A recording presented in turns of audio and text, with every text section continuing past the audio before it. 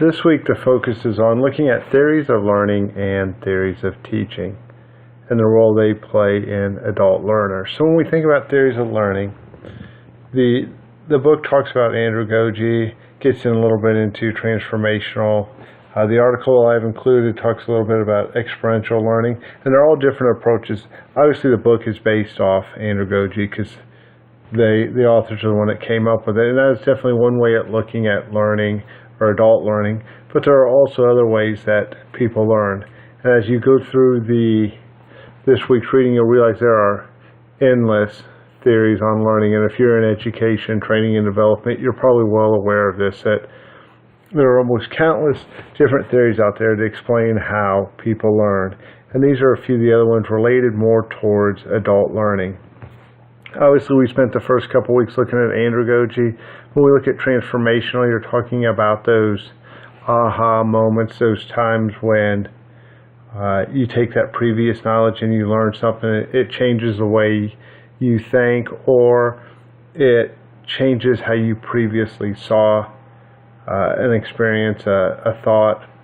Then you have the experiential learning, the idea that we learn by doing, that as adults, you can teach us everything in the world, but we learn by doing. And that's what's really interesting with higher education going after adults.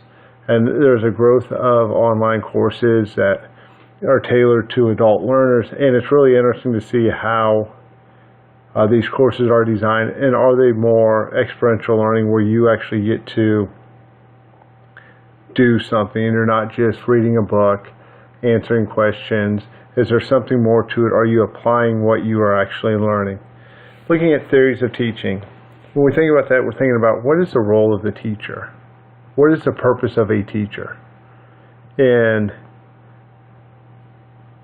obviously with children, there's a role.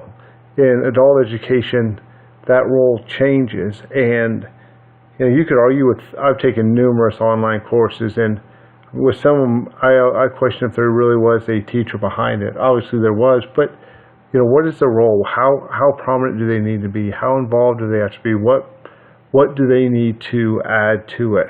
Also, how should that material be taught?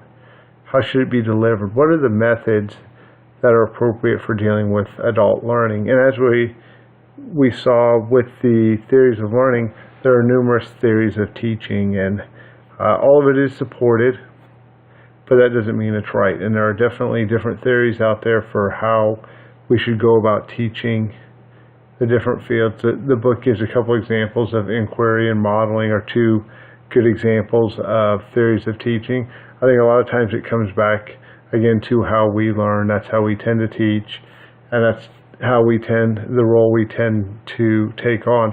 What will be interesting as we continue to go forward, and a great deal of this adult learning is online, and some of us maybe aren't familiar with that. How do you teach in that environment if you aren't comfortable with it? So it'll be interesting to see where we go. It'll be interesting to see what material should be included. Should it be different? Should we be teaching adults? Should we have different material for adults than we do for children?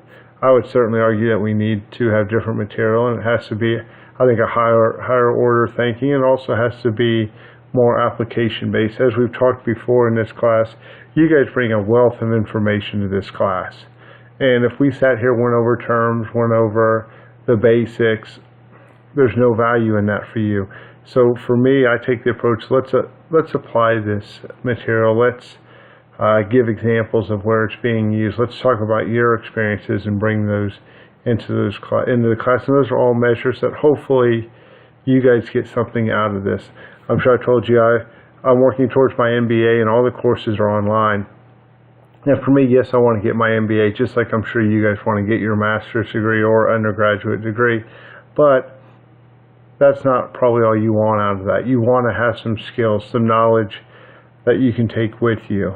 And hopefully in this program and in this course, you are actually developing those skills, and it's more than just, here's the material, read it, here's some definitions, answer them. There's more application, there's more being applied, and not just the basics that you might have found in high school or middle school.